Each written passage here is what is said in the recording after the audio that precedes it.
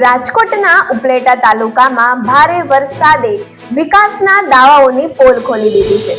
મજેઠી ગામ પાસે પુલનું કામ ચાલુ હોવાથી બનાવવામાં આવેલું ડાયવર્ઝન પ્રથમ જ ભારે વરસાદમાં ધોવાઈ ગયું છે, જેના કારણે મજેઠીથી ઉપલેટા જતો મુખ્ય માર્ગ સંપૂર્ણપણે બંધ થઈ ગયો છે।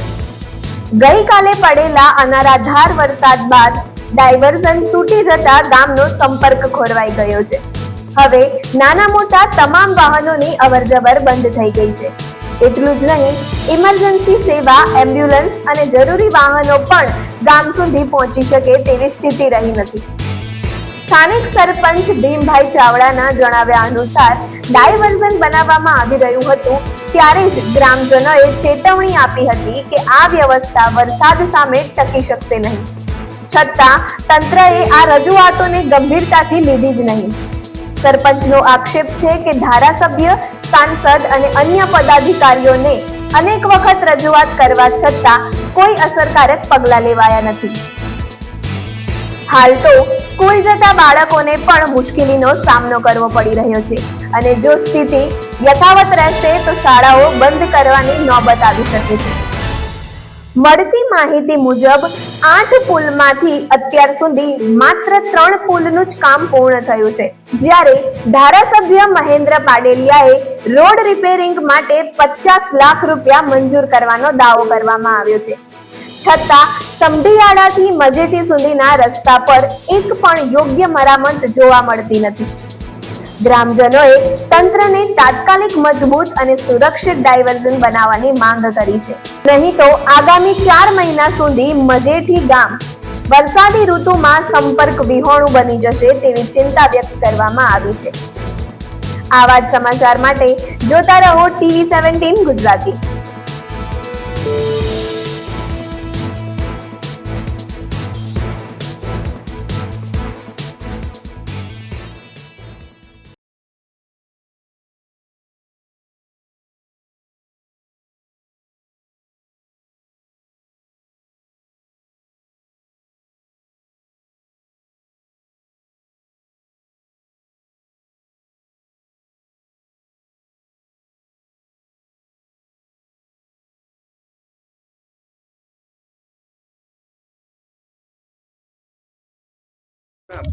મારું નામ ભીમાભાઈ અતુલભાઈ ચાવડા, મજેઠી ગામ સરપંચ। શું હાલાકી છે?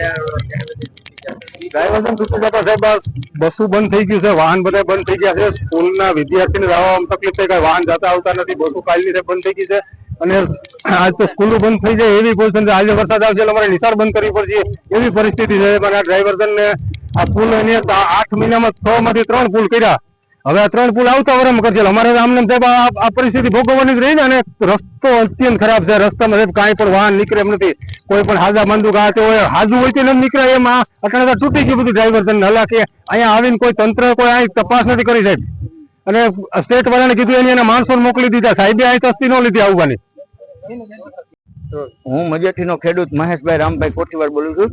અમારે આ રોડ ઉપર અત્યારે પુલિયાના અને રોડનું કામ હાલે, એમાં કોજવે જે બનાવ્યા છે એ કોજવે સદંતર ધોવાઈ ગયા છે હાવ, અને પાણી અમારે છે ને જે આવે ને પાટણવાવ ગામ અમારાથી બહુ ઊંચું છે, એટલે એનું તાળું પાણી આવે, અહીંયા આવે ને બહુ એની સ્પીડ વધી જાય અને પાણીમાં તાકાત થઈ જાય, એટલે છે ને અમારે અહીંયા કોઈ ગરકી હગે નહીં આ કોજવે ઉપરથી, અને કોજવે ધોઈ નાખ્યા છે।